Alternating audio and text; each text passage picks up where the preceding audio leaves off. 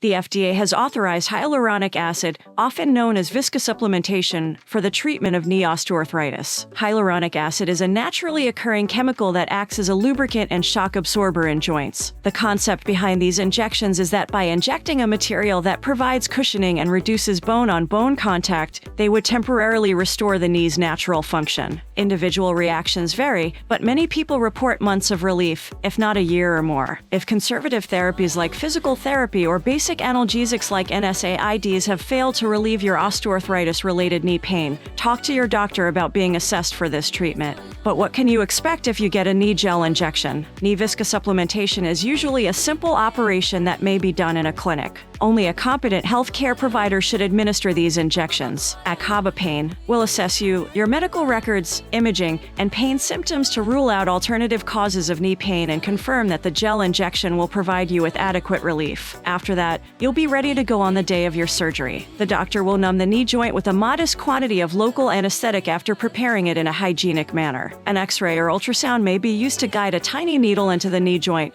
depending on the structure of your knee joint and the extent of your arthritis.